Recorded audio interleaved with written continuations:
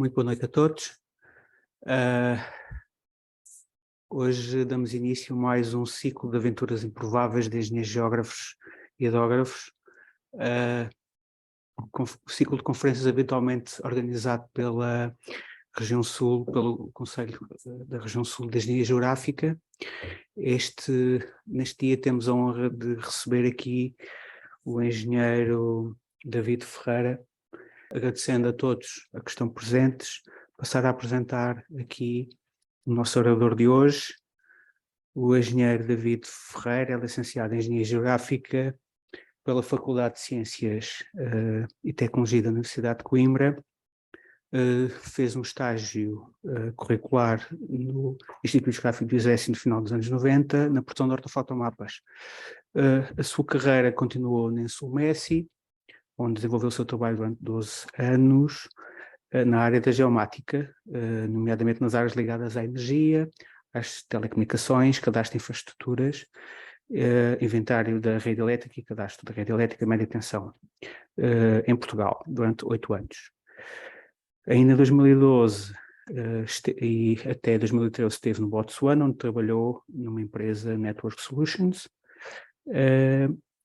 Neste momento, está na Landcoba, do grupo Coba, empresa portuguesa, onde desenvolve vários projetos em vários locais do mundo e principalmente em países de língua oficial portuguesa. E é sobre um desses projetos que ele aqui hoje nos vem falar, nomeadamente um projeto desenvolvido na Guiné-Bissau. Assim, e passando, sem mais demoras, passar a palavra ao engenheiro David para ele fazer a sua apresentação, terminando só dizer que, infelizmente, o engenheiro João Rui Torres, presidente do Colégio de Engenharia Geográfica, desde a Ordem dos Engenheiros, envia um abraço e pede imensa desculpa, com a última da hora, imprevisto, impede de estar presente, mas não queria deixar de dar publicamente esta nota. Obrigado.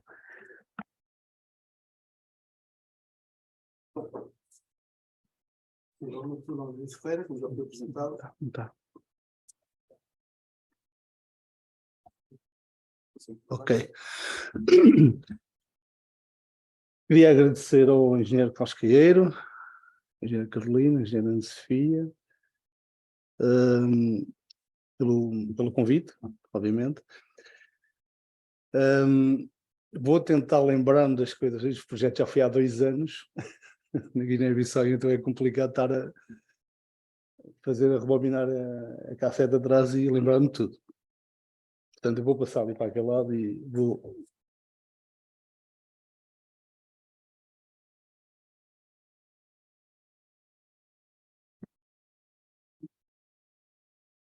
Ora bem, queria agradecer também ao engenheiro Agri Torres, não sei se já tinha dito, e ao engenheiro Luís Machado. Não estão presentes, se calhar o engenheiro Luís Machado chega no final, não sabemos ainda. Não é?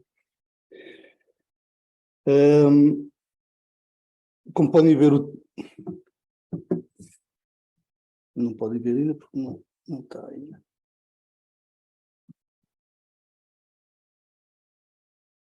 Ok.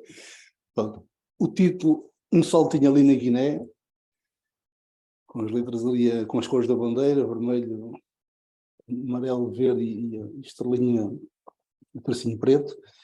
Pronto, isto foi escolhido o nome Saltinho, aqui um trocadilho, porque Saltinho é um local, cerca de 150, 180 km de Bissau, e onde estão a pensar construir uma pequena barragem.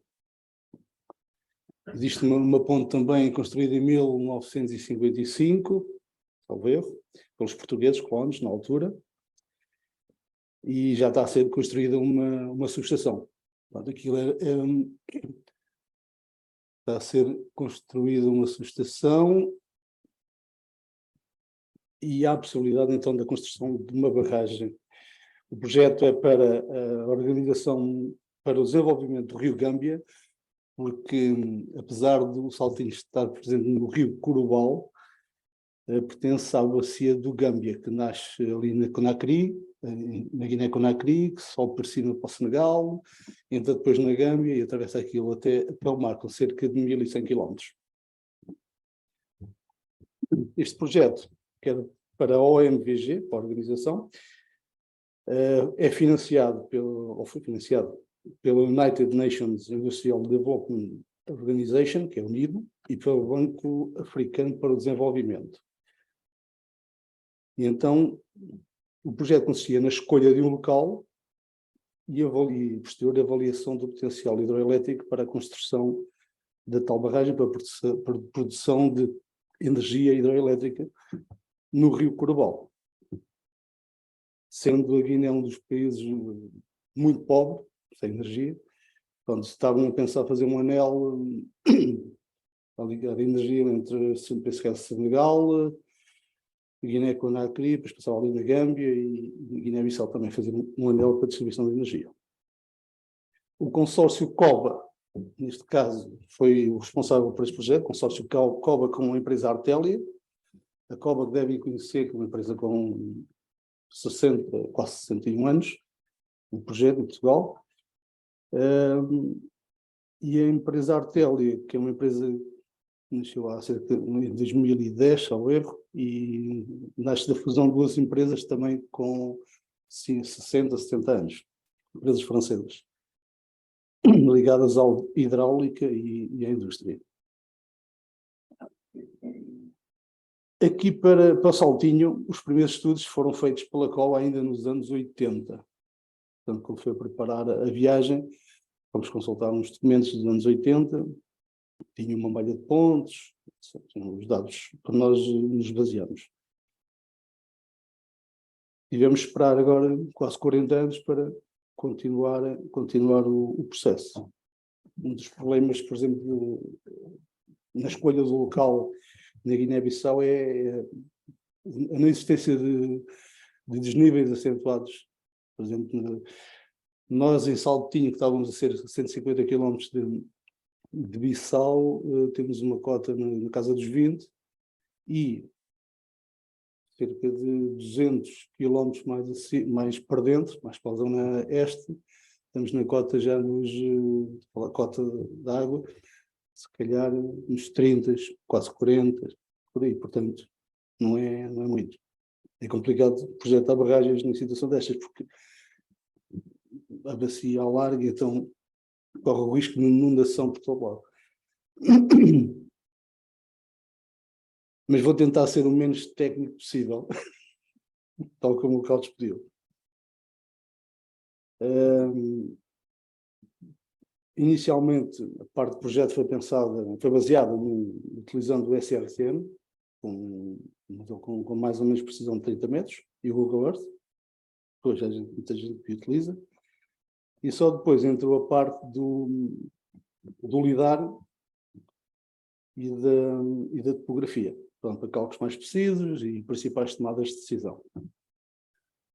Aqui temos a localização ali do Saltinho. Meti uma estrela por causa da ajuda dos cubanos na guerra colonial. Na imagem do lado esquerdo, posso estar a olhar para aqui, na imagem do lado esquerdo com mais pormenor, e a imagem de baixo foi de um voo inicial militar que fizeram uma empresa francesa, a Sintegra. Ora, nós para irmos para campo, mesmo em Portugal, é preciso planear, não é? Desculpem o meu nervosismo, mas eu não estou habituado a estes patamares aqui, portanto.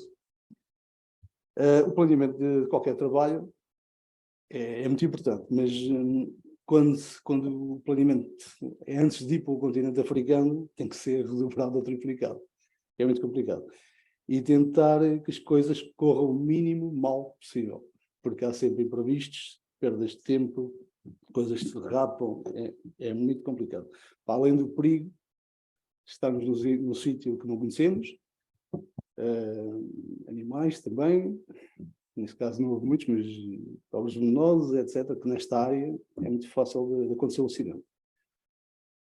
e principalmente fazer tudo a tempo de maneira a apanhar o avião de volta na hora certa e na data certa. Portanto, a época foi agendada por uma altura onde havia menos chuvas, ou não havia chuvas, na Guiné, que era para o caudal estar baixinho para nós podermos fazer o trabalho com mais facilidade. Não é? Pronto, inicialmente, na cova, inicialmente foi previsto um levantamento lidar estático e depois resolviam acrescentar um levantamento com drone. Entretanto, o lidar estático caiu, ficou só o drone. Depois já não era drone, era batimetria. Então eram 1 ou 2 perfis de batimetria. Depois, para além dos perfis, já também era mais um levantamento batimétrico, que não é ali o pé do Saltinho, já é 70 km a montante. Portanto, isto dia semana. Depois, já agora que vão à Guiné, podem instalar uma estação hidrométrica. Então, o que é isso? Só o stress. Aquilo não custa nada. Isto é só chegar lá e meter ali umas coisas e pronto. E já agora também colocar-te umas escalas limnimétricas. Aquelas réguas de medir, onde aparecem os níveis de água junto às barragens, que a gente conhece. E então, já que vão a 70 km a montante fazer o perfil, também podem instalar outra estação hidrométrica. Pronto, está bem. E então só 2, 3 dias antes é que soubemos exatamente o que é que íamos fazer. Portanto, seria o levantamento batimétrico. Portanto, para o seguinte, seria o levantamento batimétrico ali na... Pronto, isto é um documento baseado nos dados anteriores. O levantamento batimétrico ali no Saltinho, fica ali do lado esquerdo em cima. Depois, a 5 km a montante, que seria onde estaria a estação hidrométrica, a primeira, numa zona que se chama Sinchacanta, e depois 70 km em linha reta e 115 com aquelas curvinhas todas do Rio, em Cheche, seria também um perfil, alguns perfis batimétricos e reabilitação da estação batimétrica existente. Se bem que a reabilitação da estação hidrométrica é fazer tudo de raiz.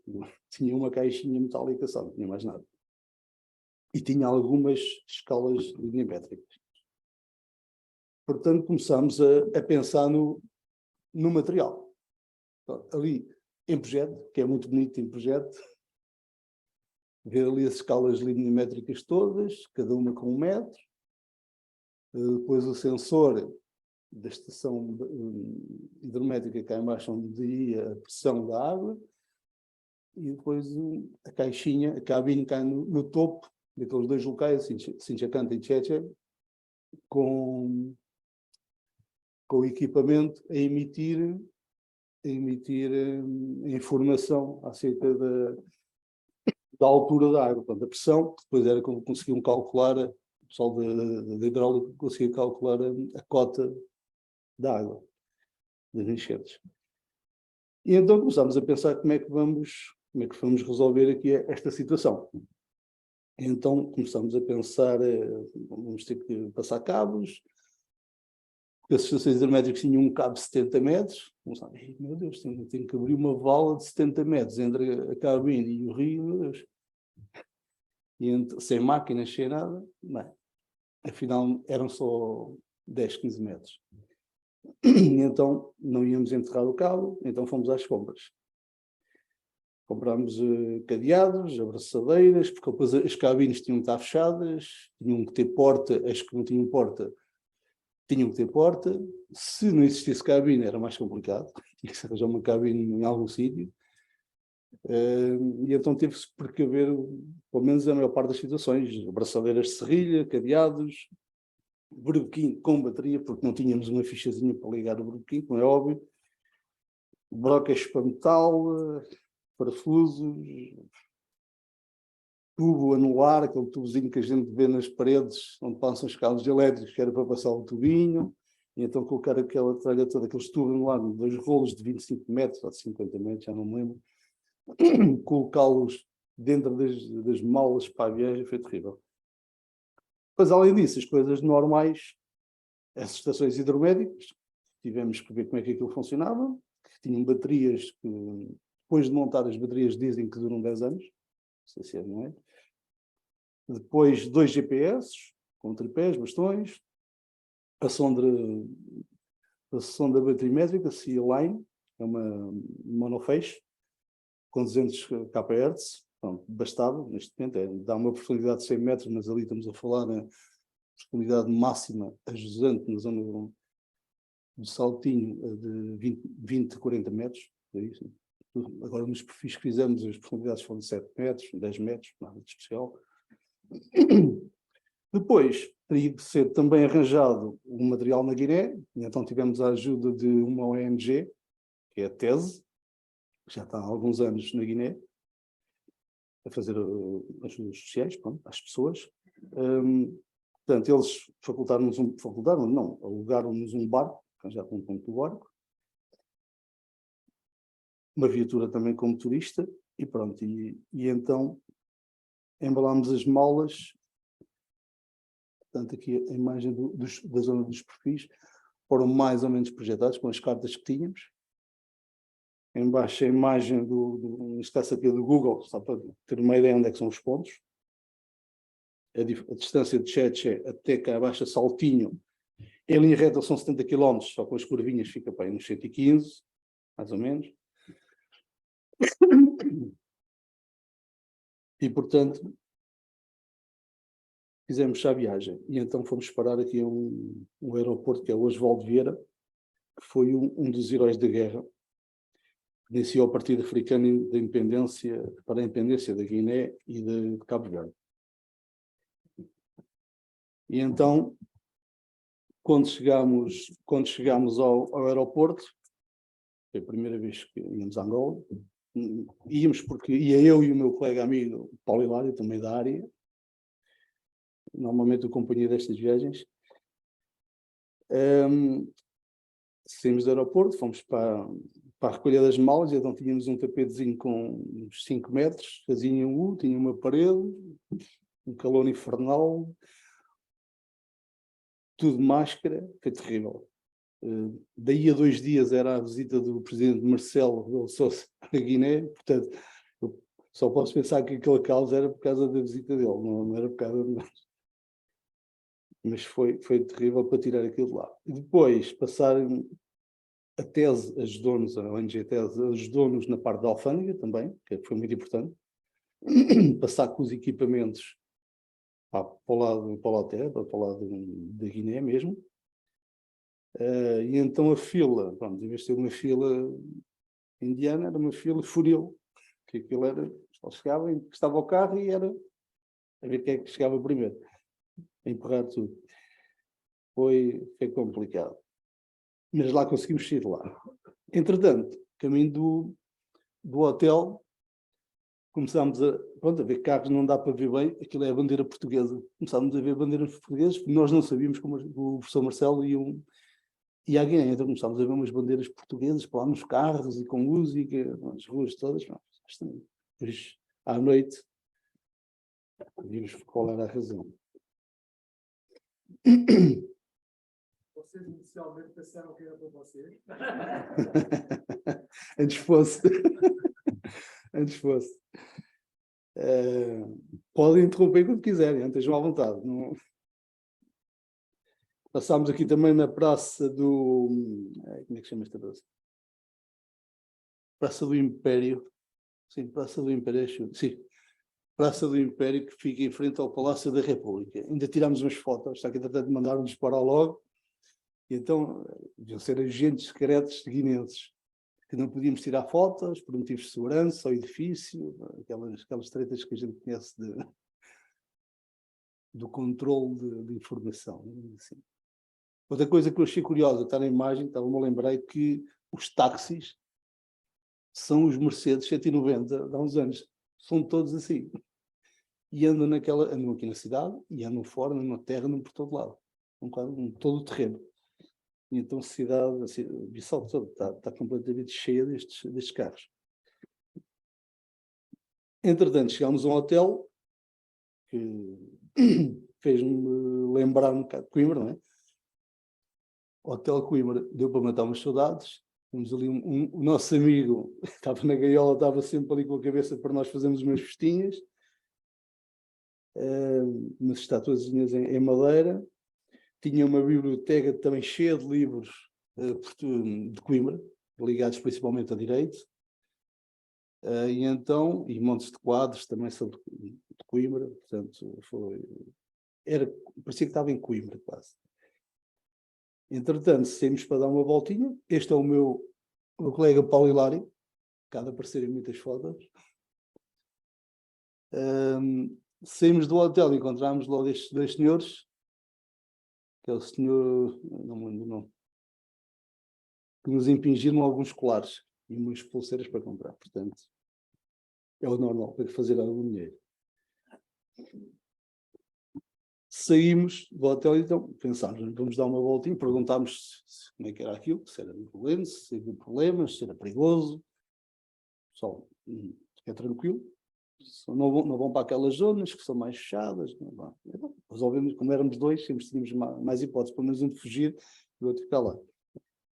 E então damos uma voltinha e logo na primeira voltinha estávamos a tirar fotos e então aquilo aparentemente é uma fortaleza e estava um senhor militar que dá para ver ali ao pé das parabólicas a acenar. E eu, já estamos deixados.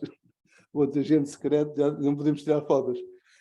E então fomos, já estamos tramados. Vamos devagarinho, contornamos a fortaleza, das calminhas, a pensar, a ver se a gente passa de fininho e ninguém diz nada. E então chegámos à entrada da fortaleza e, como quem não quer a coisa, fomos falar com os militares. Estamos aqui a fazer um trabalho e tal. Podemos visitar aí a fortaleza? Podem entrar, estejam à vontade. Afinal, passou o perigo e foi porreirinho. Foi porreirinho. Porquê? Porque recebemos logo fomos apresentados ao senhor que ia fazer a apresentação do museu, a mostra do museu ao presidente Marcelo, e então foi treinar connosco a apresentação. Foi dar a voltinha, foi mostrar o Museu Militar. A título de curiosidade, ali está, é a Fortaleza da Amura, que por acaso o meu sogro esteve lá também, sempre da guerra em 69, e pronto, é uma sala com um país normal num país pobre, né? Mas tem as coisinhas até cuidadas. Tem a primeira espingarda que eles usaram quando foi o início da Revolução, que é comprida, longa, não é? Não é comprida, é longa. Longa e comprida, sim. Foi a primeira espingarda que utilizaram, pronto, e que não tinham hipótese nenhuma contra os portugueses, até à altura em que arranjaram esta, que era a Estrela, e depois aí é que a guerra deu a volta, porque esta já dava para abater os aviões portugueses. Portanto, e depois também com a ajuda dos cubanos e dos russos.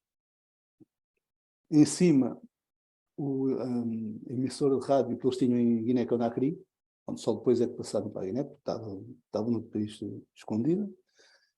E tinha uma coisa curiosa, que é aquele objeto, que eu não sei o nome, não me lembro, que era, quando eles conquistavam uma aldeia, aos portugueses, entregavam aquilo ao chefe da aldeia. E então, quando iam para outra aldeia, e se se aparecesse o chefe da aldeia com aquilo, sabiam que aquela aldeia estava sob o controle deles e não haveria problema. E pronto, entretanto, demos o nosso passeiozinho, saímos dali, não, ainda não, ainda ficámos, ainda nos mostraram a viatura do Amílcar Cabral, Abel Jassy, que foi a figura principal da libertação da Guiné e de Cabo Verde. Este é o carro onde ele foi supostamente assassinado, também com a família. Fizeram questão de tirar a capa que ele tinha por cima e mostrar a gente, e podíamos tirar fotografias à vontade. Portanto, primeiro ainda estávamos naquela dia, podíamos ou não tirar fotografias, mas eles foram impecáveis. Ainda mostraram os túmulos também, deste, e depois tem fotos dos outros túmulos todos, daquelas figuras principais da Revolução, Não podia meter tudo, senão... E depois, no fim, ainda tivemos direito a uma fotografia do grupo. Aqui com os militares, com este segundo senhor, o que está no meio, que foi o que fez a apresentação. E o meu colega... E, pronto, e depois mostraram-nos assinámos também o livro de visitas. Eles quiseram que nós fizéssemos uma dedicatória com eles. E então mostraram-nos também este equipamento aqui. Equipamento, não, este objeto, que não me lembro do nome também, que servia para, quando os guineenses estavam no meio da selva, para avisar as tropas deles que os portugueses estavam perto, para atacar, usavam isto. E então o meu colega... Assim não está mal? Fez aqui um testezinho a tocar.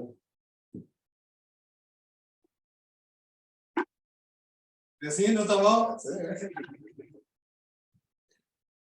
Depois disto, vamos fazer mais trabalho pesado, vamos comer um gaspacho no restaurante que havia, não existe, em frente ao hotel, um senhor português, já lá está há muitos anos. Então fez um gaspacho para a gente, e mangas com fartura. As gambas são de outra altura também, mas juntei. Mas em questões de comida não tivemos problema nenhum e come-se muito bem lá. Ao preço mais ou menos como cá, normal. Em Bissau, fora de Bissau é mais barato. Portanto, depois disto, o Marcelo chegava no dia seguinte, porque o Marcelo chegava no dia seguinte, portanto nós metemos já a andar no dia anterior, que era para fugir da confusão. E então disseram-nos que o barco que íamos utilizar lá para a batimetria já estava a caminho, estava tudo ok, e então nós metemos-nos a caminho também. Temos ali como motorista. Inicialmente, quando nos disseram, vocês vão para lá, é preciso um motorista, então, quer dizer, nós estamos habituados a andar em África toda e em Angola, então, de carro sozinhos, fazer milhares de quilómetros, nunca tivemos problema, resolvemos as situações todas, mas realmente, no fim, eu fui a comprovar que é melhor ter um motorista lá, principalmente por causa das avarias dos carros, que é só carros velhos. O carro avaria, nós ficamos ali a piar, não sabemos onde é que mecânico, onde é que se arranja isto? Não há nada. E então, assim, limpamos as mãos e o rapazinho resolve a situação.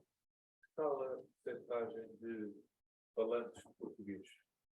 Não, eles falam todos português. Todos? Sim, pelo menos aqueles, não diria todos, sim, não, mas falam bem português. E falam também bem francês, por causa da Guiné-Conakry, de Senegal. Muito francês até. Muito bem francês. Estive lá a tocar umas palavras mais a norte, em Tchétché, com um da Guiné-Conakry, que falava muito bem francês.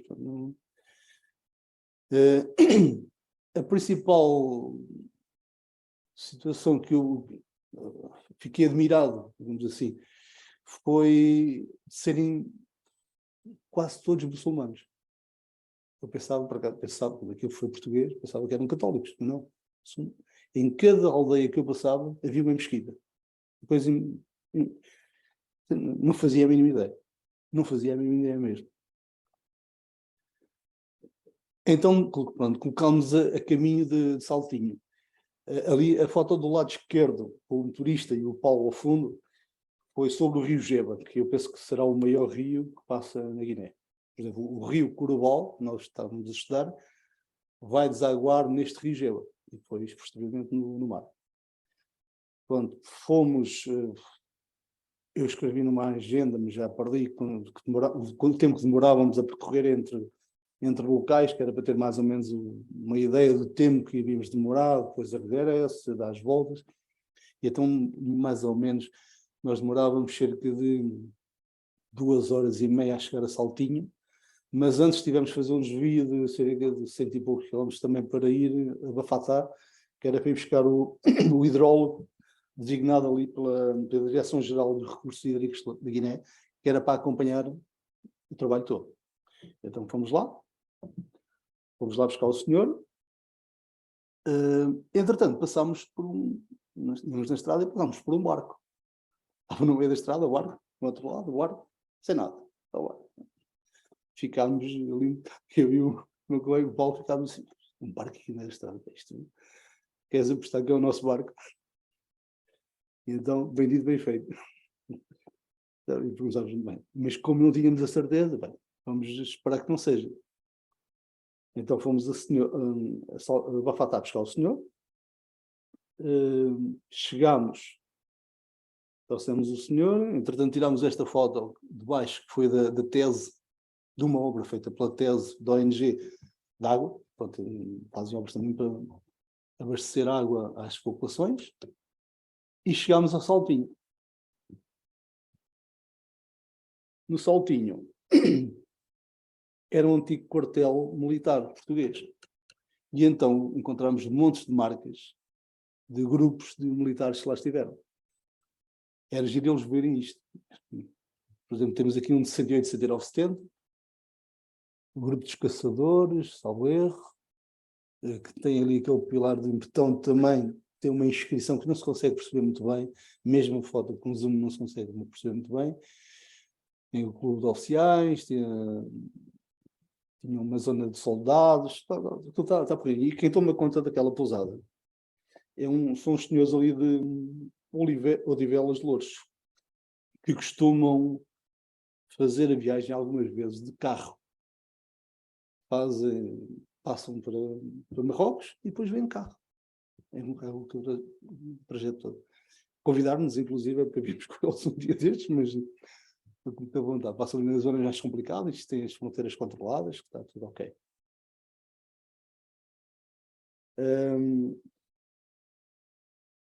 Entretanto, barco, nada. Bem, vamos descansar, vamos para o caminho, então, vamos se ver. De madrugada, levantámos, pronto, o barco tinha chegado. Agora havia outro problema, que era, como é que vamos meter o barco na água? Cheio de mato e árvores de acesso ao barco, à água, e nos sítios onde o acesso possa ser melhor, não dá para passar porque depois tem rochas, complicado. E pronto, vão resolver que nós vamos avançando com o trabalho de outra forma. E então passámos para a procura do apoio topográfico que tinha sido colocado, se calhar 1 ou 2 anos antes, pela tal empresa Sintegra que fez o validar. E então, pronto, tínhamos as marcas, tivemos à procura de marcas, e por sorte conseguimos encontrar-nos tanto neste local como montante, conseguimos encontrar. E então, neste local, o que é que tínhamos que fazer? Tínhamos que,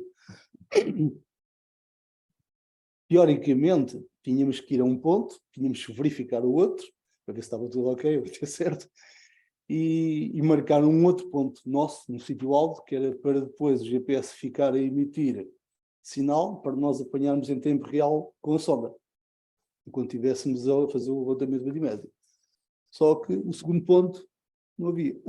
Então só havia um ponto mesmo. Então pronto, olha. Só há um, ciência.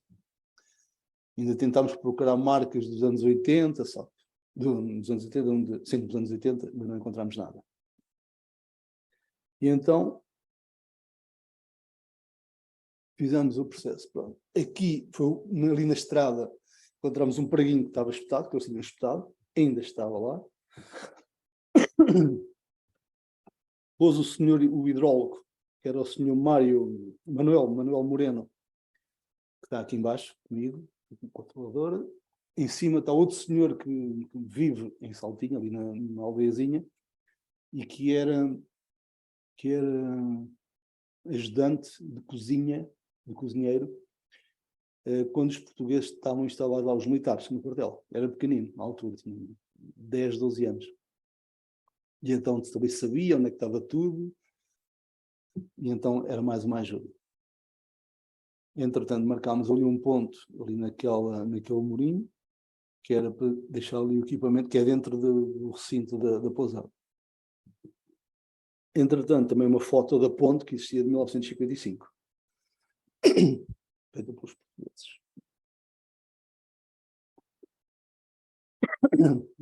Como o barco andava à procura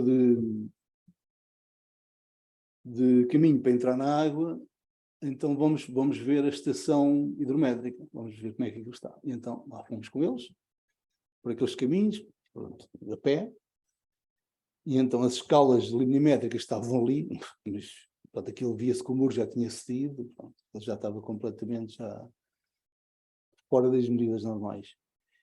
E a cabinezinha não tinha porta.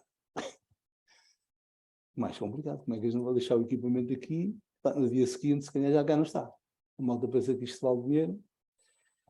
E pronto, então veio um pau, tenho na mão assim, um pauzinho para tirar as dimensões, a ver se encontrava pelo menos uma portazinha para meter ali, para fechar aquilo, porque em Portugal a pessoa quer chegar e tem um serralheiro ali à porta, e o serralheiro vai lá e monta e está tudo bem, mas aquilo lá não há nada, nem energia, nem ferro, não há nada, complicado. E então como é que aquilo foi? Resolveu-se, mas não foi fácil.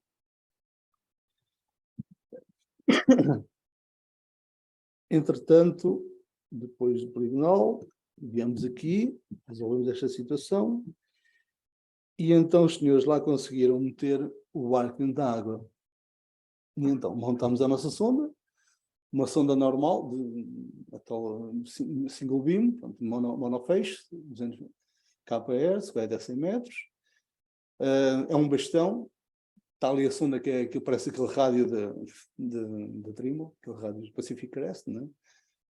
Entretanto, tem um transdutor que está dentro da água, a enviar o sinal acústico ao fundo para medir as profundidades, e temos o GPS cá em cima a receber correção diferencial em tempo real do tal ponto que tínhamos transportado para a pousada. E então todos querem aparecer na fotografia. E o senhor Mário Moreno e o senhor Amura, penso que é Amura, queriam estar sempre ali a agarrar o bastão. Então ali sempre, de tal maneira que eu, de 5 em 5 minutos, tinha que puxar o bastão para cima, senão desquebrava aquilo tudo, porque eles estavam sempre ali com força a empurrar aquilo para baixo, que era um finco. E então daqui começámos a fazer os nossos perfis. A jusante da barragem, neste caso, do local da barragem. Aqui a continuação, portanto, tínhamos que andar com algum cuidado, havia zonas mais baixinhas, 1 metro, que alguém, às vezes um deles dos senhores tinha que sair do barco e puxar o barco devagarinho, por causa para não estragar o motor. Miúdos a tomar banho com verdura. Crocodilos diziam que não havia, mas em África nunca se sabe, é quase como em Angola as minas. Não há, mas sabe como é que é, não é? E então, por exemplo, só a título de curiosidade, aqui neste sítio, mesmo a jusante da ponte, a profundidade penso que era de 37, 40 metros. Faz um buraco autêntico. E a cerca de, se calhar, 200 metros já para jusante. As profundidades de 4 metros, 5 metros. Faz ali um buracão enorme.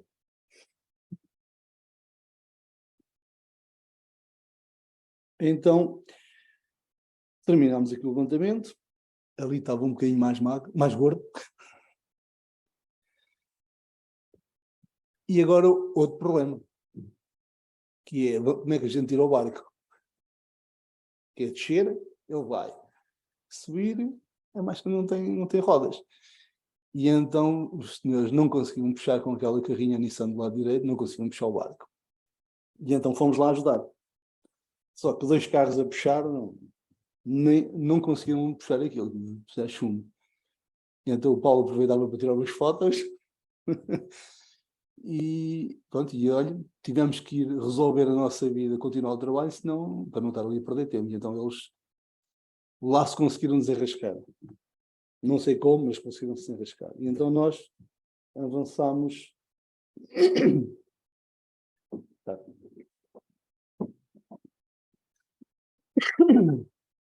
Avançámos para o arranjo aqui da estação hidrométrica.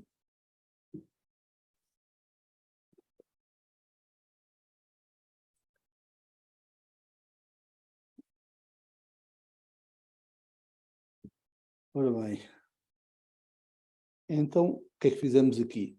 tínhamos que colocar a estação hidrométrica naquela cabinezinha, uma tampa, fomos ter com os senhores da pousada, e os senhores da pousada, pronto, se tinham alguma tampa em metal, qualquer coisa que pudéssemos colocar ali. Então, tinham uma grelha de uma churrasqueira, um bocadinho maior que aquilo, mas por acaso era inox, não se estragava muito, e então trocámos uma parte do tubo anelar corrugado pela porta da cabine. E então lá nos arranjaram. Fazer a vala, acabámos por contactar lá os senhores que viviam numa aldeia perto de Sinchacanta, acertámos um valor com eles, e então o pessoal todo a abrir a vala desde a estação até a água. E então o equipamento, o que era? O equipamento tinha que ser colocado lá dentro, tinha um fiozinho que um cabo com 4 fios lá dentro, e então aquilo saía, entrava, ligava, cada cor tinha 4 cores diferentes, e então cada cor tinha uma função. E por acaso os senhores em Portugal enganaram-se nas cores, e aquilo foi um tempão para descobrir que aquilo estava trocado. E então aquilo ligava a uma sonda que era para colocar ao pé da escala luminimétrica dentro da água, que tinha uma profundidade de 20, 30 centímetros de profundidade, que era para dar a pressão da água. Portanto, aquilo identificava a primeira pressão, e a partir daí, com o aumento, com as cheias, com o aumento do caudal, da altura da água, aquilo vai enviando mensagens de X em X tempo, configurado por nós, por exemplo, uma de manhã, uma ao fim do almoço, outra ao final do dia, envia por GPRS, então envia para um web server. E então, em Portugal, acedem e tiram os dados todos. E depois fazem as análises todas que entenderam. Mas pronto, deixar a sonda ali assim também era um bocado manhoso, por causa vinham em troncos agarrados, quando há cheias, vem tudo, e então fizemos também, ainda em Portugal, fizemos uns tubos PVC, cortámos, pintámos de azul, que é a cor da água, não é? E colocámos umas redes para não entrar sujidade lá para dentro, e então vamos isso connosco na viagem, e então colocámos a sonda dentro do tubo, e assim ficou protegida. Aqui o Sr. Omar foi tratado da colocação, com o burbequim lá conseguimos fazer uns furinhos nas escalas milimétricas e prender aquilo, depois enrolar os fiozinhos todos com abraçadeiras de serrilha dentro da cabine. Ali já tem a tampa, já tem a porta. Ficou com buraquinhos da grelha para já o equipamento. Mas foi o que existia. Pronto. Tivemos que nos enrascar com o que havia. Entretanto, ali o pessoal todo curioso. Então, tivemos que colocar um cartão SIM dentro do equipamento. Hoje em dia, quando a gente compra os telefones e metemos os cartões, aquilo é automático, liga lá à internet. Este ainda é dos antigos, é um método antigo, que temos que configurar a ligação à internet manualmente, temos que ir à procura dos nomes certos para escrever, para aquilo ligar automaticamente à internet. Fica sempre bem também uma fotografia com um rapazinho com uma camisola de Portugal, não é? Aqui já está o equipamento todo montado, e os heróis ali, pronto, missão cumprida em Sinchacanta. O equipamento é ativado, por exemplo, com uma chave por Bluetooth. Tem um ímã, uma chave com ímã, encosta na parte azul, sendo uma luzinha azul também a pescar, e então conecta ao portátil, e depois no portátil temos a aplicação que gera e dá para configurar o aparelho todo. Pronto, ficou ali o cabinho corrugado todo, os outros cabos enrolados, depois ainda tem uma antena que sai para fora, que não dá para ver na imagem, que nós ainda prendemos também num canto para comunicar para fora melhor.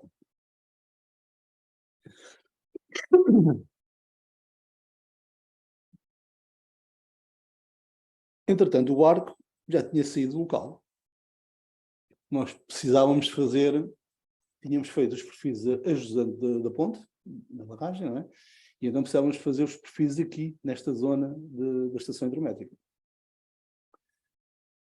E então, pronto, ali à espera, telefonar, a ver se eles atendiam o telefone, onde é que estão, onde é que é, como é que é, à espera, 2, 3, 4 horas, já não havia mais trabalho para fazer ali.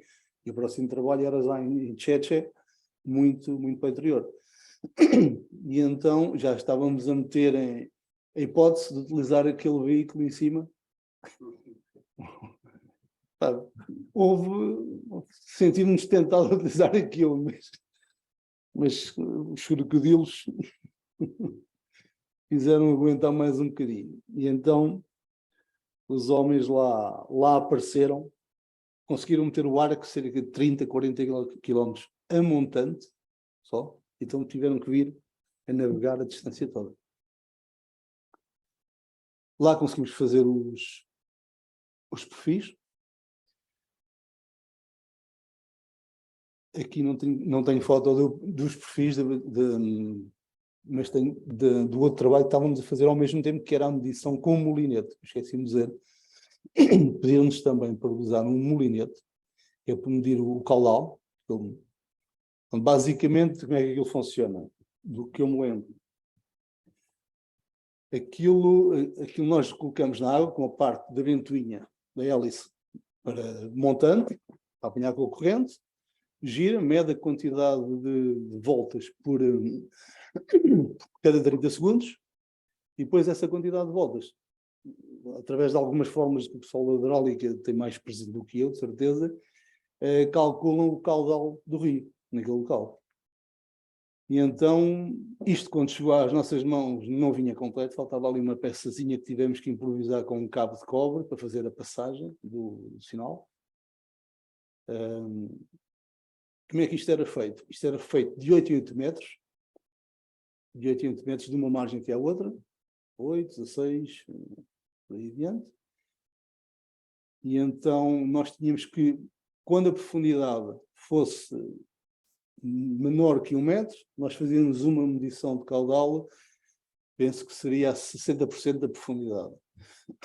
Quando a profundidade for superior a 1 metro, fazíamos 2 medições, uma a 20% da profundidade e outra a 80% da profundidade.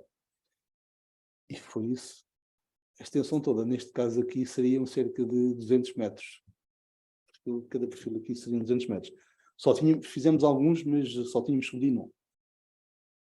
E pronto, daqui ficou arrumado, os senhores desapareceram com o barco e puseram-se a andar para norte, para chegarem antes de nós.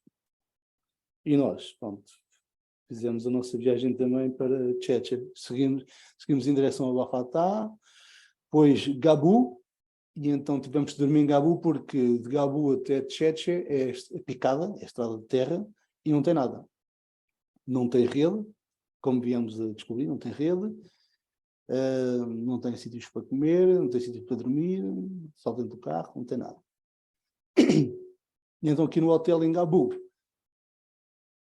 estava incluído o pequeno almoço, ali no restaurante Barconi, e então foi agradável, cruzámos com um monte de pessoas da Polónia, ONGs que estão naquele local, polacos e austríacos, penso eu.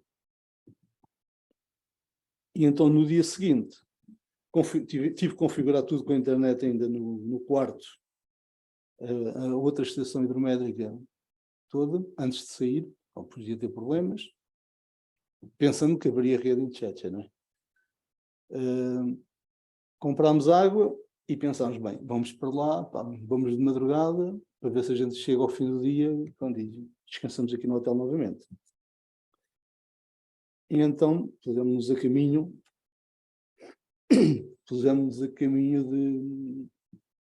de Tchetche. Tchetche, se calhar a maior parte de vocês não sabem, não devem saber, é uma zona triste da guerra colonial, porque um dia estavam a passar da margem sul para a margem norte, os soldados estavam a regressar a Bissau, ou a Gabu, e então vinham em jangadas com com o material pesado todo, e aqui eu penso que houve uns soldados quaisquer que mandaram uns tiros, mas acho que não foram de guineenses, foram mesmo portugueses, mandaram uns tiros e então assustaram-se, pensavam que era, pelo menos foi a história que me contaram lá, pensavam que eram os inimigos, e então com o stress todo, com aquele alarme todo, as jangadas viraram-se e aquilo acho que morreram 60, 70 pessoas ali. E então ali, cheio de jacarés e tudo, nunca mais. Mas chegámos ali a Cheche. Na viagem ainda passámos aqui nesta formação rochosa.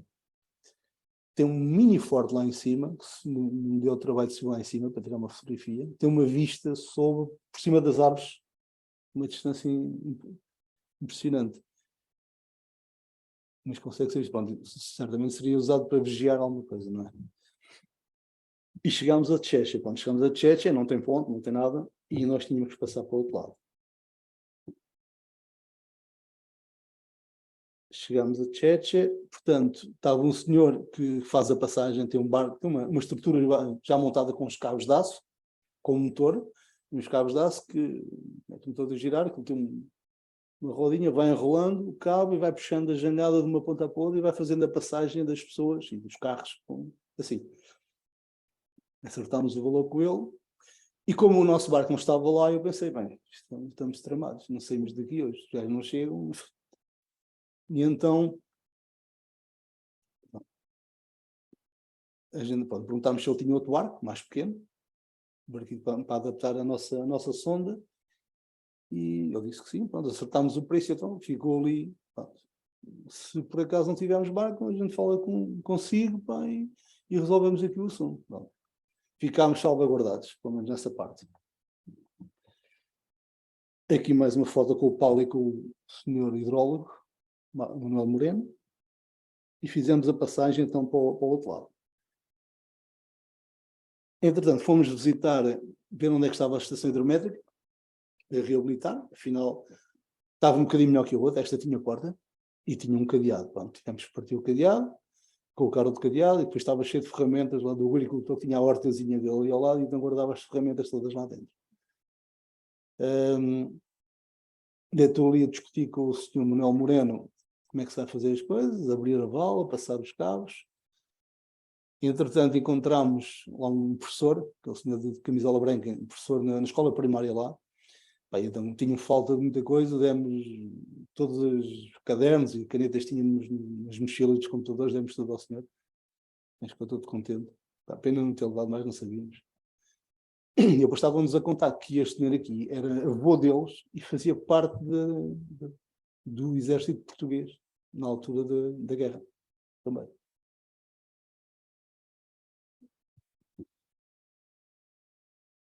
Depois, a mesma situação aqui, que em Sinchacanta.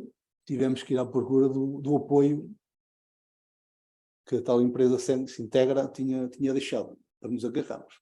Da mesma forma, também só conseguimos encontrar um ponto. Mas todos a nota, ali com o marcozinho, da GPS e tudo.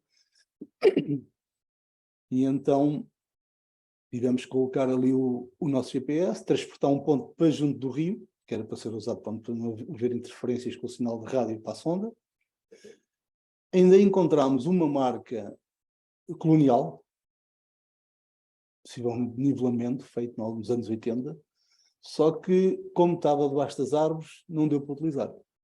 Não tínhamos estação local connosco, teve que ser assim.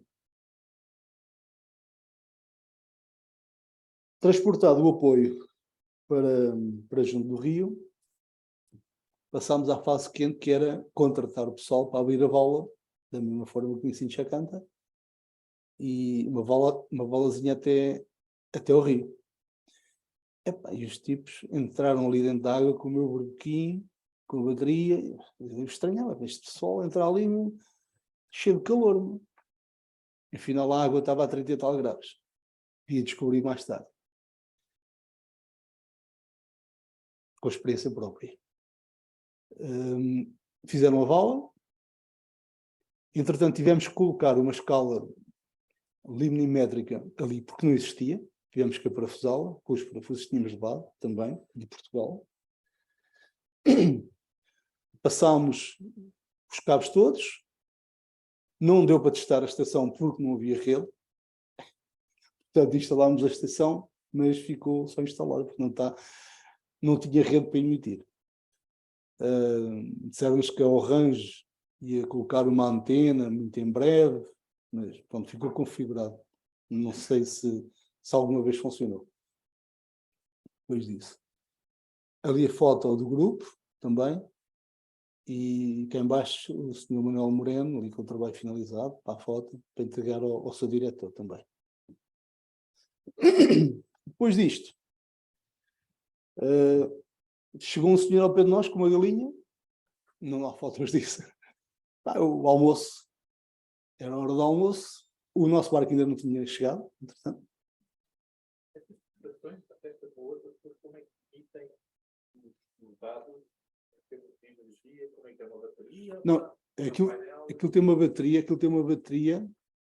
dura 10 anos. 10 anos. Não me pergunto, foi o que me disseram, e está escrito nas especificações, dura 10 anos. E aquilo tem uma antena, e emite por GPRS, GSM. E emite, e depois nós acedemos através de um web server, uma ligação da internet, acedemos com um user e uma password e retiramos os dados.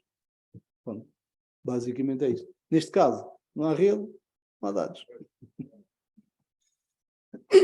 E então, fica a gravar, sim, fica a gravar. Mas não, quer dizer, mas aquilo acho que dá, eu lembro-me na altura, eu já tinha isto já foi há 2 anos, mas eu lembro que na altura isto, pronto, aquilo gravam, faz 2, 3 gravações por dia. Mas aquilo é um TXT-MI. Portanto, aquilo acho que durava para guardar bastantes anos ainda. Mas é preciso alguém lá ir tirar. Se aquilo ainda existir, não é? E então, pronto, estávamos a chegar à hora do almoço, pensa o senhor com a galinha, fazia negócio connosco, fazia o nosso almoço por cerca de 3, 4 euros, fazia a galinha. E eu, bem, não há nada para comer, não podemos dizer que não, dava um mau aspecto, não era? E então lá aceitámos, mas ficámos a pensar, bem, vou sair com uma dor aqui de barriga, meu Deus, vou ficar o resto da semana até ir embora de cama. Ou então fechado na casa de banho. Afinal, estamos aqui para os trabalhos pesados, arranjaram-nos uma mesinha, um motorista, o Sr. Manuel Moreno, eu e o Paulo, e então arranjaram uns pratinhos de alumínio, devia ser os pratos que eles têm guardados para as alturas especiais, e pronto, e fizeram a comidinha que estava um espetáculo. Um franguinho feito com, isto tinha aqui descrito, com arroz e óleo de palma. Exatamente, e uns pimentozinhos ali misturados. Mas devo dizer que estava um espetáculo, eu comia 2 pratos. Portanto, se ficasse mal, olha, ficava mal a dourar. Mas soube muito bem, por acaso. A senhora era um espetáculo, fazia um êxito enorme aqui em Portugal a cozinhar. Teria que se usar a expressão a fome é negra. Também. também estávamos com fome, não é? Mas está por cá, estava mesmo bom. Nós ainda quisemos ir almoçar junto a eles, que eles estavam a comer naquela tendinha lá ao fundo, mas eles não se quiseram misturar. Eles chamaram, não, vocês comem aqui, separados e tal, pronto, tudo bem. Depois, no fim vem um senhor quase com 2 metros, umas vestes muçulmanas, vestes até aos pés, se a gente queria café. Saiu o mocinho, não devia ter dito não, mas saiu o mocinho, depois isto já está. Água em África é complicado, mas pronto, pelos vistos foi fervida, e então deram-nos aquelas canecas com o cafezinho, e também não fez mal, pelo menos até hoje. Entretanto, nosso barco nada, ainda deu para tirar aqui uma fotozinha com ali a fazer ferramentas. Entretanto, o senhor Manuel Moreno comprou uma galinha, aproveitou a ida à Tchecha para comprar uma galinha, que trazia ali do lado esquerdo, e meteu-a na parte de trás do nosso carro, ali ao pé da mala do Paulo, ficou sujinha, sujinha. Entretanto, o barco continuava, não veio e nós, bom, tivemos que avançar para o plano B. O plano B seria utilizar o barco daquele senhor que faz a travessia, o outro barco. E então montámos o equipamento todo, o barco encheu-se de gente para acompanhar o trabalho. Devo dizer que o equipamento, o molinete, que estão a ver, aquilo tinha umas barras que foi terrível trazer no avião. No avião? Não foi, porque o avião trouxe, mas nós, porque aquilo é pesadíssimo. Cada barra daquelas tinha 1 metro, mas era ferro, galvanizado. E então baixar aquilo, para medir, está quieto, e depois subir para cima, um exercício de caraças. E então aquilo dava as rotações de cada 30 segundos, estava ali o Paulo a apontar, eu a baixar aquilo, o Sr. Manuel Moreno com o equipamento ali virado, que era para o Paulo ver as voltas que ali se dava. Entretanto, tinham-nos dito também que ali perto, a cerca de 30, 40 km, estava uma facção do Boko Haram, mas tínhamos ali o 007, portanto não havia problema. Estávamos protegidos. Entretanto, terminou o trabalho, em Checha, missão cumprida, ainda era de dia, felizmente, não tínhamos uma viagem cumprida até Gabu, mas pronto, passámos para o outro lado, os bichos todos em volta do barco de travessia a tomar banho, passámos para o outro lado, a fotografia da praxe com o senhor dono do barco e vamos ver se ainda conseguimos, em vez de ficar em Gabu, ver se ainda conseguimos esperar até Saltinho novamente. Agora que já terminámos a parte grossa do trabalho, vamos ali mandar um mergulhinho e ver se a estação está a emitir como deve ser, porque entretanto precisamos para testar, ainda estava ok. Quando chegamos a Gabu, estava o barco a chegar a Gabu, o outro barco. E então, agora não vale a pena, já está feito, pode ir embora para a missão novamente. Ficaram a olhar para nós, mas pronto, vieram-se embora. Entretanto, chegámos a Saltinho novamente, já de noite. Dormida, no dia seguinte, o Paulo escolheu neste dia tomar banho no rio. Aqui é que nós vimos que a água estava a 30 e tal graus. É impossível, nunca tinha visto, tinha sentido água de rio a 30 e tal graus. Disseram que não havia crocodilos, mas nós andávamos ali na água, mas estávamos sempre com aquela sensação de qualquer coisa agarrar a pernita. Mas é um sítio espetacular. E a pousada também é um sítio espetacular, só que neste momento não tem condições, tem um gerador,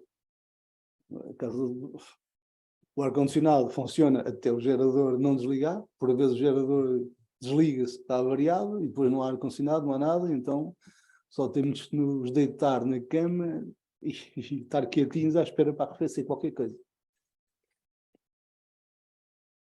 Fomos então lá testar o equipamento, tem ali o cartão SIM, estava tudo em condições, não dá para ver os valores também, bem, pronto, aquilo dá a pressão, dá outros valores também, não sei, não é da minha área, portanto não consigo explicar exatamente os valores que são. E já passaram também 2 anos. Estava tudo em condições, portanto, estava tudo ok. Em Portugal estavam a receber os dados, já tinham recebido dados, portanto, em princípio não haveria problema aqui. E então aproveitamos, vamos mandar mais uns mergulhinhos.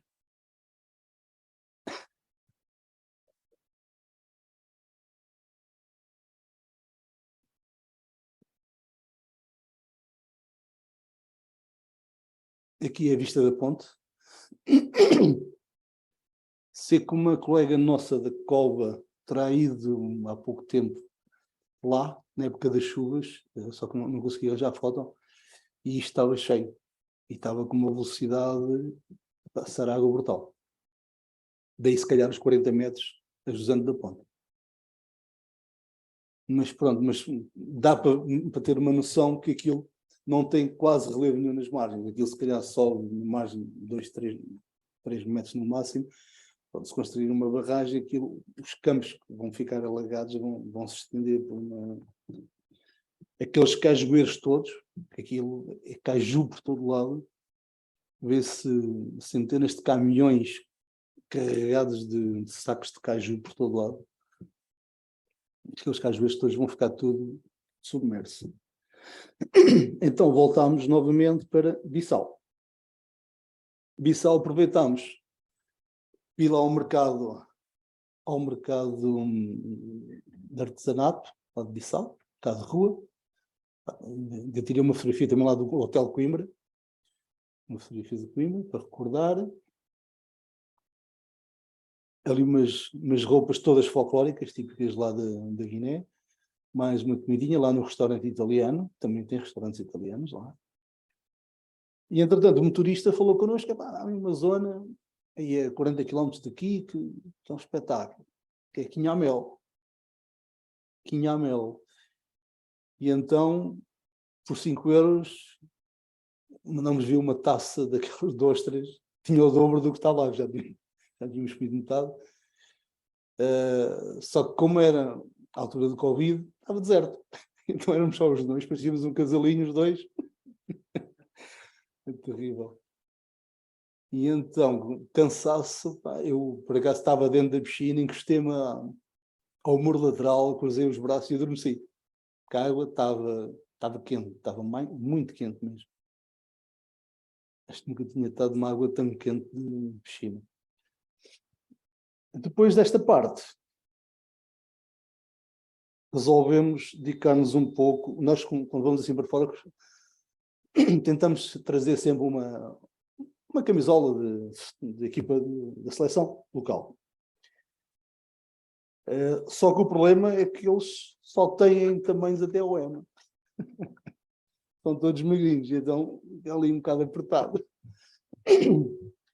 E então, no mercado não conseguimos arranjar, fomos à Federação de Futebol. Amados empresários, fomos à Federação de Futebol, falámos com o diretor técnico lá da equipe, tipo, motoreta, vão para... mandou-nos para um estádio, onde estavam miúdos, bastantes miúdos, a jogar, a treinar. Não consegui encontrar as fotos disso, porque eram giras também. E foi ter connosco de modo, e então trouxe um molhão de camisolas, e não deu, vendeu. Mas compramos umas camisolas, comprei 2 e o Paulo comprou 2 também. E pronto, desta parte ficou... Daqui, das compras todas, ainda fizemos uma reunião ainda com o diretor da Direção-Geral dos Recursos Hídricos, o Sr. Diretor Alvarenga, salvo erro. Fizemos um relatório, uma formação manual, digamos assim, para operar aquelas estações todas. Demos formação a ele, deixámos as chaves dos cadeados, deixámos tudo com ele, basicamente. E pronto, e dali foi fazer as malas, com um bronze enorme, 10 dias, e colocar-nos a caminho de Portugal. Chegando a Portugal, vem outra parte do trabalho, que é organizar a informação toda. Portanto, isto, por exemplo, é a tabela do molinete. Tivemos que fazer depois um relatório também para apresentar em francês, aquela parte já está em francês, em que tinha as tais medidas do molinete de 8 a 80 metros, com profundidades inferiores a 1 metro, medíamos a profundidade, a 60% da profundidade, e depois as superiores a 1 metro. Profundidades mais fundas eram 2 medidas, uma a 20% da profundidade e outra a 80%. Pronto, e fizemos as tabelas para entregar ao diretor da hidráulica. Assim, um resumo, pronto, um perfil tipo daquele sítio. Isto em batimetria, por vezes, é complicado, e naquele barco principalmente, porque nós estamos a tentar seguir uma linha, só que um barco daquele tamanho vai um bocadinho para ali, quando vai um bocadinho para ali já está a 20 metros. E é muito complicado manter a linha direitinha do perfil. Nós temos outro sistema, que é um barco telecomandado, está em Angola. Usámos lá, por exemplo, na barragem de Capanda, que é uma barragem também já antiga, e fizemos a Albufeira toda, cerca desde a barragem até ao início da Albufeira, estamos a falar de 42 km por aí, em que perfis de 700 metros, 800 metros, 3 quilómetros, perfis de 3 quilómetros, que mais junto à barragem. Foi umas semanas a fazer o trabalho. Lembro-me, agora só para rir um bocadinho, que o barco tinha ondas para aí 70, 80 centímetros por vezes na Albufeira, então o barco andava sempre assim. De maneira que nós estávamos lá nas instalações que eram dos russos, na altura, que eles facilitaram-nos, e então quando estava a tomar banho de chover de manhã, estava por mim, estava assim, a chover, é verdade, estava a abanar para trás, assim de lado, parecia que estava dentro do barco. Foram 3, 4 semanas nisto. Aqui foi mais suave.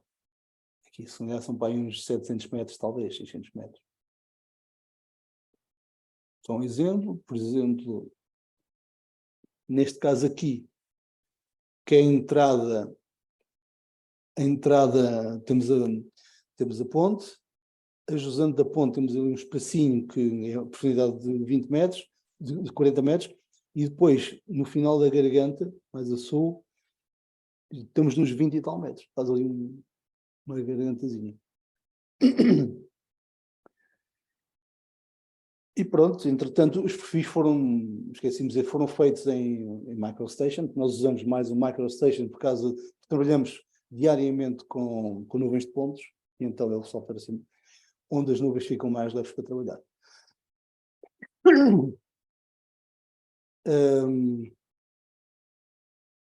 Além do barco, o barco telecomandado que eu estava a falar é aquele lá em cima, que tem, pronto, colocamos o GPS, está a receber correção diferencial ao mesmo tempo, a sonda está lá dentro, tem um rádio Wi-Fi para comunicar com o controle remoto, vai até uns quilómetros valentes, só que aquilo, o barco a 100 metros, nós já não sabemos se o barco está muito perto ou muito longe da mar, portanto, não serve de nada. Depois os sistemas de laser estáticos, que também usamos, e os móveis. Temos um móvel no Brasil, em baixo, na Landpro, na nossa participada, e o sistema que temos em cima é o sistema que temos agora aqui em Lisboa, em Portugal, e que trouxemos de Angola. Tínhamos em Angola e trouxemos já há alguns anos para cá. Os tipos de trabalhos que fazemos tudo nesta área, basicamente. Nesta área fazemos tudo. Agora temos feito mais ferrovia, bastante, nas remodelações da linha do Norte, da linha de cintura aqui também, em Lisboa. Temos bastante. Estamos agora também na primeira empresa de desalinização portuguesa, em Portugal, no Algarve. Estamos envolvidos no projeto. Na primeira fábrica se julgou também de baterias lítio em Sines, também estamos. No IP3 também. Inicialmente não estávamos com a Cova, a tal questão do preço mais baixo. Mesmo a nossa mãe Cova, por vezes, não contrata a participar da Land Cova. E então, mas foram obrigados a recorrer aos serviços da casa, porque as coisas não estavam a correr da melhor forma, e então tiveram que passar para nós uma parte do trabalho. Entre outras coisas. Quero agradecer também à Land Cova, aos meus colegas, não é? Também porque permitem isto, e à Cova também porque permite estas viagens lá fora. Mas também deixar uma nota que isto não é fácil. Estas situações todas, agora estamos a rir, não é? Mas é só stress, porque as coisas não acontecem quando queremos, não correm como temos planeado, e por vezes tem que ser como o velho português, temos que ser desenrascados. Ou como dizia o engenheiro Neto há muitos anos, a primeira vez que fui procurar um emprego, tentar estudante, e ele mostrou-me instalações da Socarte toda e disse que temos que ser pau para toda a obra. E é verdade, temos que ser pau para toda a obra. E pronto.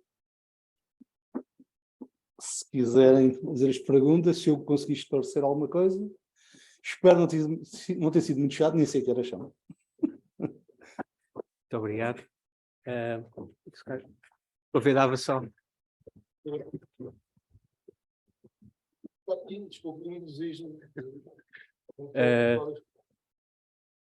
Já temos aqui a presença do engenheiro Luís Machado. Antes disso, quero convidava só a sentar. Talvez existam algumas questões, algumas colocadas por alguns dos nossos assistentes participantes online. E muito obrigado mais uma vez, David, pela tua participação apaixonada. Estava disponível então, penso que o nosso orador está disponível para responder às questões que considerem interessantes. Uma primeira questão ali ao fundo. Pedia só, por favor, que se identificasse, desse o seu nome, por favor. Muito obrigado. Bom dia, sou o Miguel. Já começaram a construir a barragem? Não sei responder a isso. Acredito que não. Estes projetos normalmente financiados por bancos, isto faz o trabalho, mas depois não há seguimento. Depois disso eu já tentei contactar o Geraldo Berenga, na Direção-Geral na Guiné, até propor outros trabalhos, porque ele tinha falado que queriam fazer o mesmo trabalho, por exemplo, no rio principal da Guiné, que é o Geba, mas nem respondeu. Portanto, presumo que aquilo tenha parado tudo novamente. E se calhar daqui a 40 anos vamos ter que lá ir novamente. Fazer tudo novamente.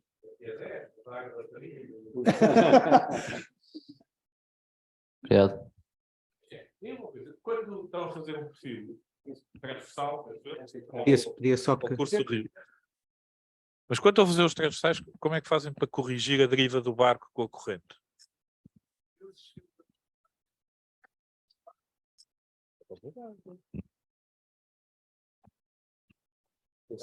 Nestes barcos é muito complicado.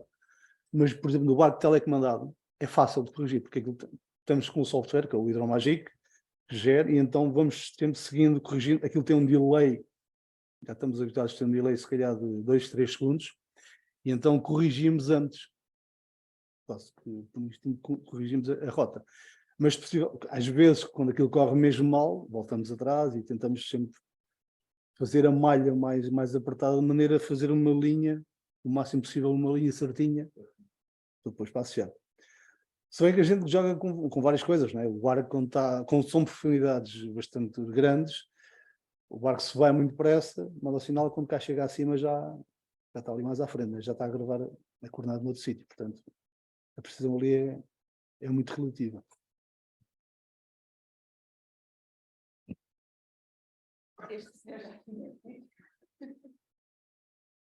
Obrigado. Boa tarde. Boa tarde, engenheiro. Adorei a apresentação, embora não seja a minha área. Queria só fazer um comentário acerca do Strela, que acho que aquilo é o que se chamava, eu cheguei a estudar isso por causa dos Fiat G91, que era um avião que nós tínhamos. E o Strela acho que era um míssil do tipo SAM, Surface to Air Missile, que era posto às costas e eles abatiam os aviões com isso. Portanto, suponho que é isso que estava ali na fotografia do museu. Sim, eles disseram-me que foi aquilo que deu um bocado origem à viragem da guerra. Sim, eu tenho um livro da história do Fiat G91 e isso é mencionado. Bate certo. E muito obrigado, adorei a apresentação. Obrigado.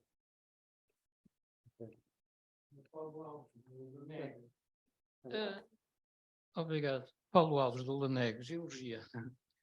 Fiquei curioso sobre o perfil que fazem, penso que é para saber, ter uma ideia da velocidade do caudal no rio, não é?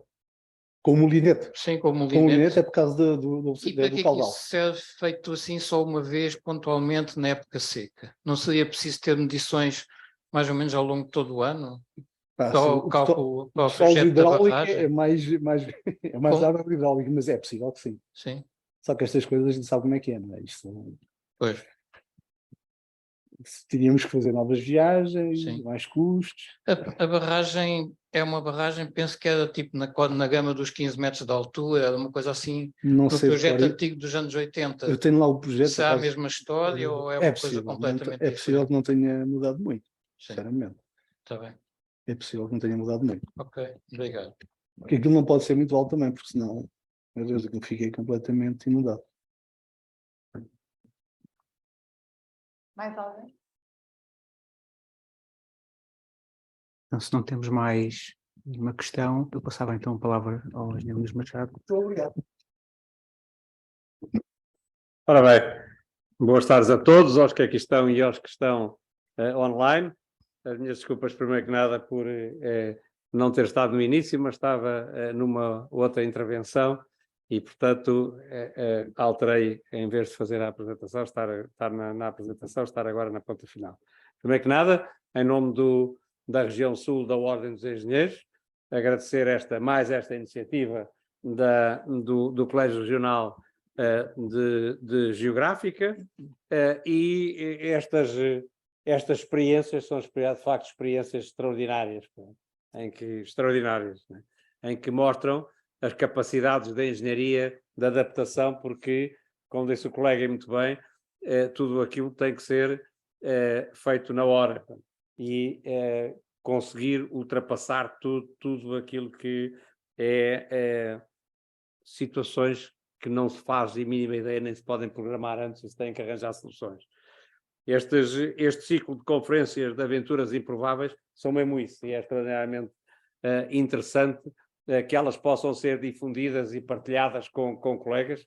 Eu lembro aqui há uns anos de ter feito uma consultoria numa estrada em Cabinda, e de facto nós habituados a fazer, como sabem, eu estive à frente das autoestradas todas da Brisa, e fazermos aqui estradas e autoestradas é uma coisa extraordinária, mas fazer, por exemplo, uma estrada em Cabinda, em que se vai fazendo à medida que se vai andando, nem se pode fazer levantamentos topográficos, porque a densidade da vegetação é tal que é impossível, de facto, de qualquer voo tirar-se conclusões. Tem-se ideia de onde é que andam os rios e pouco mais, sabemos de onde é que vamos, para onde é que vamos, temos uma ideia da orografia do terreno, mas mais do que isso, e depois, de facto, vamos abrindo a picada à frente e vamos fazendo a estrada à medida que as situações vão aparecendo. Depois aparece o rio e tem que fazer uma ponte, e a engenharia é exatamente isso, de conseguir ultrapassar estes desafios. Portanto, aquilo que deixamos é uma satisfação muito grande por o nosso Colégio de Engenharia Geográfica poder proporcionar estes momentos únicos que alguns podem viver e depois trazendo estas recordações muitíssimo grandes. E nós, dentro da Ordem, na região sul, mas também em toda a Ordem, acarinhamos muitíssimo aquilo que são as iniciativas dos colégios regionais, das nossas delegações distritais, porque são a forma, de facto, de difundirmos aquilo que é um dos aspectos essenciais da ação da Ordem, que é formação, e isto também é formação dos nossos colegas, porque sabemos de facto que a nossa evolução profissional se faz com o conhecimento de base, com a formação adicional e com a experiência profissional, e todos esses aspectos são migalhinhas que vamos acumulando para podermos ter uma capacidade de resolver os problemas sustentadamente, porque somos uma profissão de confiança pública, ou seja, aquilo que nós fazemos é visto pela sociedade como garantido, e por isso temos uma responsabilidade perante a sociedade muitíssimo grande, e esta é apenas uma mensagem de que estamos disponíveis para tudo aquilo que possam ser estas iniciativas, e muito agradecidos ao Colégio Regional de Geográfica. Muito obrigado a todos que aqui estão, muito obrigado aos que estão um pouco mais longe, e estamos no fecho desta mais uma iniciativa da região sul e do Colégio. Muito obrigado.